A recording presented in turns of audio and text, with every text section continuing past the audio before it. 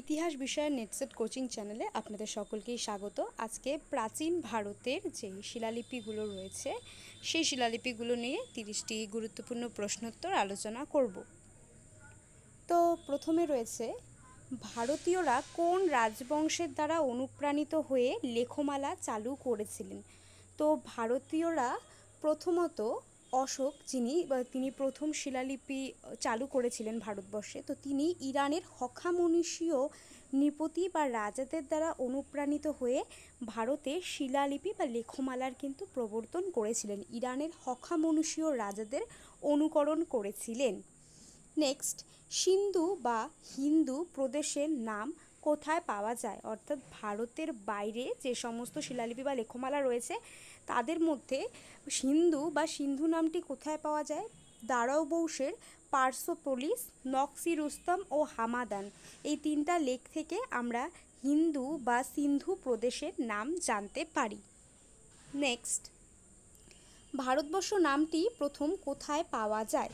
তো ভারতবর্ষ নামটি প্রথম হাতিগুম্ফা লিপিতে পাওয়া গিয়েছিল।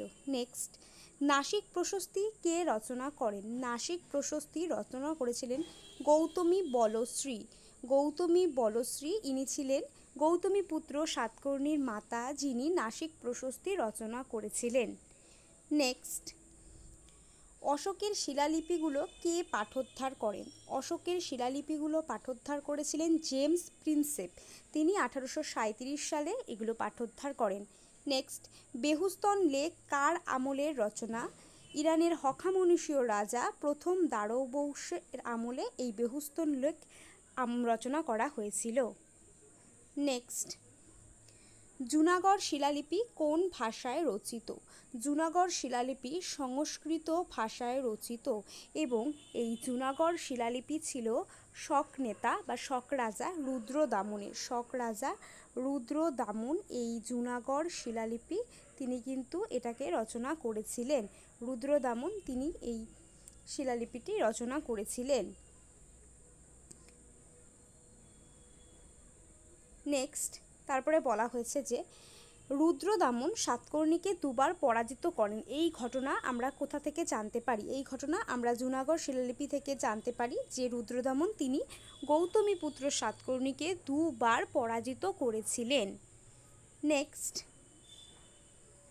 সাতবাহনদের মুদ্রা কোন অঞ্চলে পাওয়া গিয়েছিল কিংবা কোথায় পাওয়া গিয়েছিল?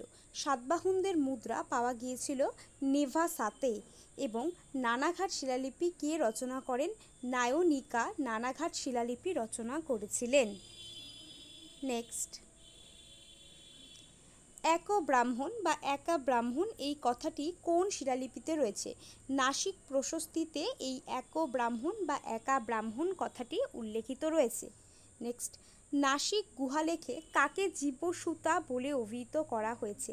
নাসিক গুহালেখে গৌতমী বলশ্রীকে জীবসুতা বলে অভিহিত করা হয়েছিল। নেক্সট, মহারাজা মহামেঘবাহন এর কথা কোথায় বর্ণিত হয়েছে? হাতিগুম্ফা লিপিতে মহারাজা মহামেঘবাহনের কথা বর্ণিত হয়েছিল এবং এই হাতিগুম্ফা লিপি যেটা কিন্তু কলিঙ্গরাজ খারবেল কিন্তু তার সময় কিন্তু এটা রচনা করা হয়েছিল কলিঙ্গরাজ খারবেল, এবং এই বংশের যে প্রথম মহারাজা ছিলেন মহামেঘবাহন তার কথা এই হাতিগুম্ফা লিপি থেকে আমরা জানতে পারি।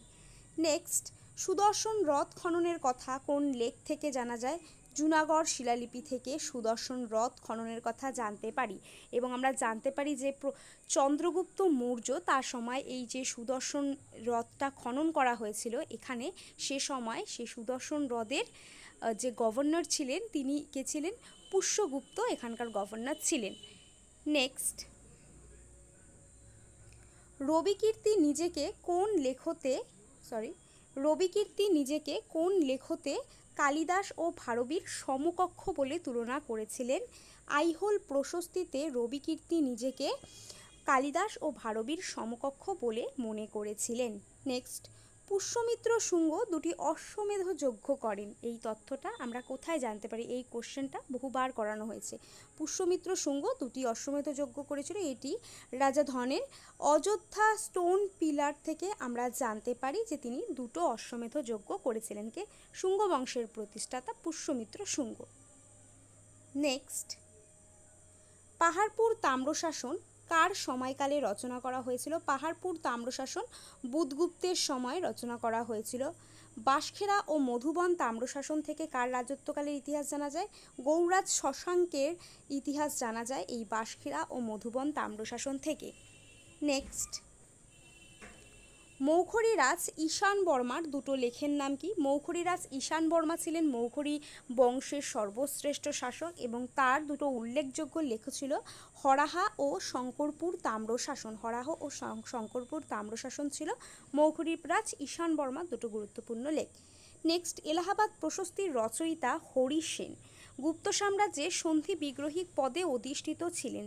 এবারে এই সন্ধি বিগ্রহী কথার অর্থ কী? তো এই যে গুপ্ত সম্রাট যে সমুদ্রগুপ্তের রাজত্বকালের ইতিহাস আমরা এলাহাবাদ প্রশস্তি থেকে জানতে পারি। এই এলাহাবাদ প্রশস্তি হরি সেন রচনা করেছেন। হরি সেন সমুদ্রগুপ্তের সভায় তিনি সান্ধ্যী বিগ্রহিক এই পদটাও কিন্তু অধিষ্ঠিত করেছিল। তো এই সান্ধ্যী বিগ্রহিক বলতে বোঝায় যুদ্ধ ও শান্তি বিষয়ক মন্ত্রী, অর্থাৎ যিনি হচ্ছে গিয়ে রাজ্যের যুদ্ধ এবং শান্তির জন্য যে রাষ্ট্র অন্য রাষ্ট্র বা অন্য রাজ্যের সাথে কিন্তু চুক্তি বা হচ্ছে গিয়ে যুদ্ধ থেকে কিভাবে শান্তির বাতাবরণ করা যায় তার জন্য তিনি কিন্তু সেই পদে বহাল ছিলেন। তো শান্তি বিগ্রহিক বলতে মূলত পররাষ্ট্রমন্ত্রী যে থাকে তাদেরকে কিন্তু বোঝানো হয়ে থাকে। নেক্সট, নন্দ রাজাদের উড়িষ্যাতে সেচখাল খননের আমরা বর্ণনা পাই কোন লেখ থেকে বা কোন লিপি থেকে? হাতিগুম্ফা লিপি থেকে আমরা জানতে পারি যে নন্দ রাজাদের উড়িষ্যাতে সেচখাল খনন তারা করেছিলেন। নেক্সট, স্কন্দগুপ্ত হুন নিধন করেন এবং স্কন্দগুপ্তকে কিন্তু তিনি হুন আক্রমণ প্রতিরোধ করার জন্য তাকে ভারতের রক্ষাকারী বলে অভিহিত করা হয়। তো এই স্কন্দগুপ্তর এই হুন নিধনের ঘটনা আমরা কোন লেখ্য থেকে জানতে পারি? ভিতরি শিলালিপি থেকে আমরা জানতে পারি। ভিতরি শিলালিপি থেকে আমরা তার হুন নিধনের ঘটনা জানতে পারি। নেক্সট, আরামীয় লিপি কোন দিকে লেখা হতো? তো আরামীয় লিপি মূলত ডান দিক থেকে বাঁ দিকে লেখা হতো। নেক্সট, এলাহাবাদ কোশাম পিলার থেকে অশোকের কোন সন্তানের কথা জানা যায়? তো এলাহাবাদ কোশাম এই পিলার থেকে কিন্তু আমরা অশোকের যে স্ত্রী রয়েছে কারুবাকির কথা জানতে পারি। কারুবাকি নামক অশোকের স্ত্রীর কথা জানতে পারি। এছাড়াও তিবর নামক তার সন্তানের কথা, তিবর নামক পুত্র সন্তানের কথা আমরা এই এলাহাবাদ কোশাম পিলার থেকে জানতে পারি। নেক্সট, এখানে বলা হয়েছে যে অশোকের দ্বিভাষিক গ্রিক আরামাইক ভাষায় যে শিলালিপিটি রচনা করা হয়েছিল তার নাম কি? স্বর-ই কুহনা, অর্থাৎ দ্বিভাষিক, তার মধ্যে কি গ্রিক ও আরামাইক ভাষায় যে শিলালিপিটি রচিত তার সেই শিলালিপিটি স্বর-ই কুহনা। নেক্সট, বলা হয়েছে যে মৌর্য সাম্রাজ্যের যে দুর্ভিক্ষ হয়েছিল সেই দুর্ভিক্ষের কথা কোন শিলালিপি থেকে জানতে পারা যায়?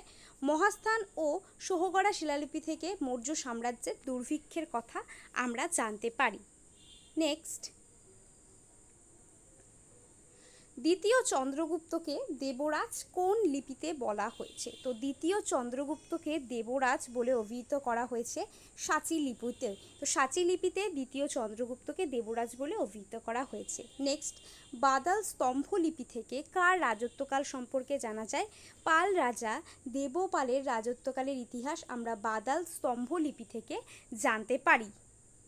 নেক্সট, বাংলায় চোল শাসক রাজেন্দ্র পালের আক্রমণের ঘটনা কোন লিপি থেকে জানতে পারি? অর্থাৎ চোল শাসক রাজেন্দ্র পাল যে বাংলা আক্রমণ করেছিল সেই ঘটনা আমরা তিরুমালাই শিলালিপি থেকে জানতে পারি।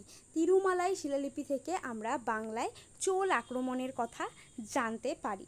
নেক্সট, খালিমপুর লিপি কার সময়ে রচিত? ধর্মপাল, পাল রাজা ধর্মপালের সময় খালিমপুর লিপি রচনা করা হয়েছিল। তো এই ছিল প্রাচীন ভারতের শিলালিপির থেকে 30টি গুরুত্বপূর্ণ প্রশ্নোত্তর।